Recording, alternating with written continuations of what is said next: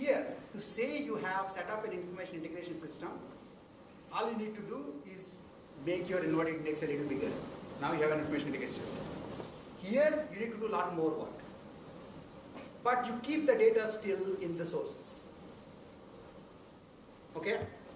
Finally, the other idea, the last idea is data warehousing idea, where in essence, you just recompute, basically store all the data in the web. So the web is bad, it is unstructured, it is incomplete, it is inconsistent. So, in the overnight, I would be, just getting all the data, cleaning it up, putting it into my, data source under my table, or probably on the cloud, okay?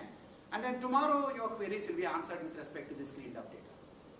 So this would just be Oracle's dream come true, because they can still sell, normal databases, and all you are then doing is essentially putting all the data sources, all the data from all the data sources into one single form.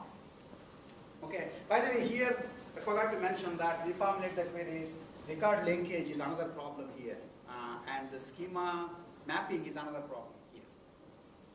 Okay, those are also problems that you have to deal with here. Those are problems here, but you don't care because you are not giving any guarantees. Now here, those problems go away. Because in essence, when you stored them in the data source, you assume that you cleaned up the data. And then it's just a normal database. Maybe, even the maximum cleaning you do if you still have a probabilistic database, it's still just a normal probabilistic database. Okay?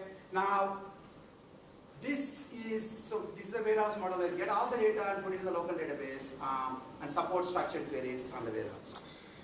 Okay? That also integrates information. It's almost like a letdown because you're not really calling sources at the same time. It's just that you did all the source calling beforehand and put all the data in one single format. So there is no more of any of these problems. But then upfront work is much higher now. So to be able to curate the data, it's much higher. I mean, you can almost see, for example, when would this not be a good idea? Apart from the fact that there's it could be not, if you're a lazy person, then clearly this is not a good idea. This is a better idea. And still, this is slightly better than this. Okay, that's one reason, because upfront work is much higher to set up a data warehouse system. When else? Data is changing. Data is changing. Right?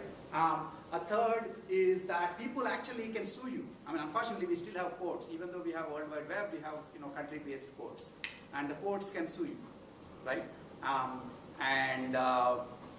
Then basically saying you're not supposed to keep a copy of our data. It's not computer science that's stopping you; it's the courts. Okay, and then you cannot have, even if you actually are able to crawl all the data, if it becomes clear that you have the entire data with you, they can yell at you. But a better answer is that if the data is, gets scale, like for example, a beautiful data warehouse would be overnight crawl all the stock prices. And then tomorrow morning answer queries on what is the stock price right away, faster than anybody else, right? With respect to yesterday's prices, obviously, right? And clearly it's a dumb idea. Okay, thankfully it turns out that in fact, so stock prices is one classic example where you have to do it online. But it's also a situation where stock prices are available only from a few trusted sources. Okay, they're just the known exchanges. And so in some sense, it is not an open-ended sources. So you can do it online, but you know exactly which sources will export the stock information, and you only need to call them. And you don't need to worry about whether the information is trustworthy or not, for example. That is also a problem here. If I'm calling random data sources, one of the big issues when you're selecting sources on the web, which sources are reliable, which are not reliable. Okay, that's going to be a big issue. But that issue is sort of taken care of while you are setting up the database itself in this, in the warehouse kind of a scenario. Okay, so the basic point is that in a way this is sort of the middle, and this has in some sense the most of the interesting challenges from a CS point of view. Okay, but I might talk a little more about it as we are talking about the dimensions of variation. But these are three different approaches for information integration. And you need to understand which would make sense when. Okay. For example, kayak, where would it fall? What? Kayak mediator. Actually, so how about Expedia? I know kayak, maybe you are kind of right. How about Expedia? It's actually, how many of you know of a database called Sabre database, S-A-B-R-E? And that is a single database that all airlines have agreed to until 2 years back. Now actually there's a problem with that, where everybody who has a flight and a ticket information, they will put it in that Sabre database. So the vendors will put it in a unified format. So this is a beautiful thing. So one other big issue in information integration is, do the sources care that you're trying to integrate their information? Is there anything for them when you integrate their information? Most of the time, there is very little for them when you integrate their information. For example, if you can figure out, like the worst thing that is happening right now is you go on Black Friday and use your iPhone and click on the UPC code, and it'll tell you, oh, this is like $10 less on Amazon, and you don't have to pay taxes, and so you come back and buy it from Amazon.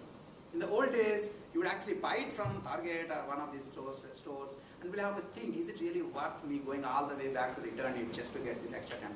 Now you don't need to do it. So you're integrating this information online, in your head right now.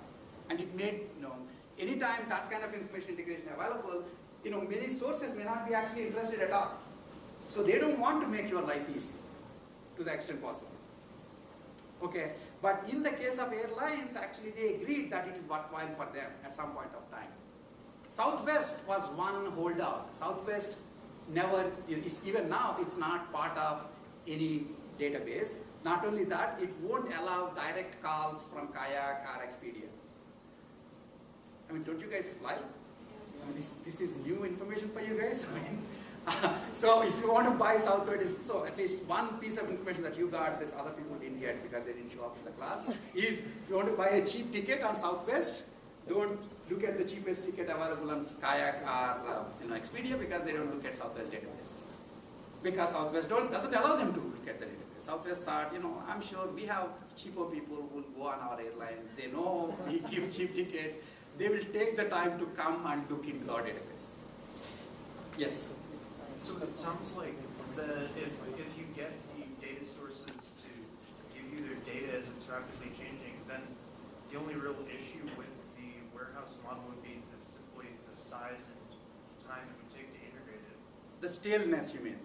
And I didn't get what you said.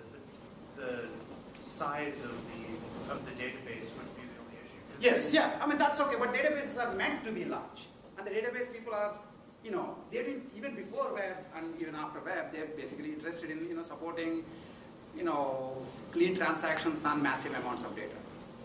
That's available. So the interesting thing in Sabre is you're still doing warehouse, except you don't have to populate the warehouse. They are populating the warehouse for you. This was true, by the way, until like 4 or 5 months back, when I remember I read in the papers that American Airlines actually came up with Sabre database, which is about to bankrupt itself. And so they were charging more for people to put the data in their database, and so people started saying, no, we won't put it into the database. Then you'll have to go back to more online sort of thing. Okay.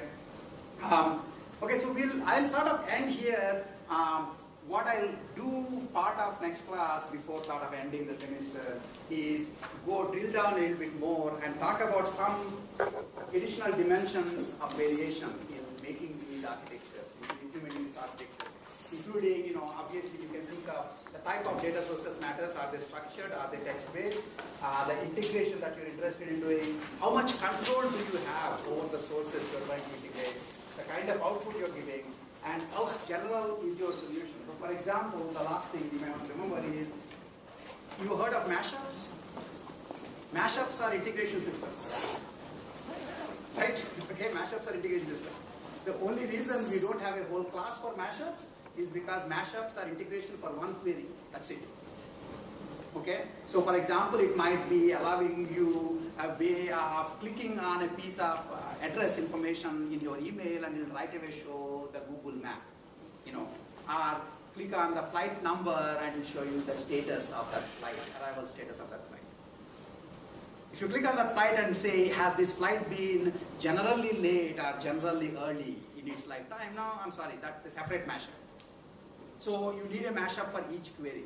There are some popular enough queries that you can generate mashups. And so, for example, that is the issue of the generality of the solution. Are you integrating just one with respect to one query, or are you taking like a family of queries?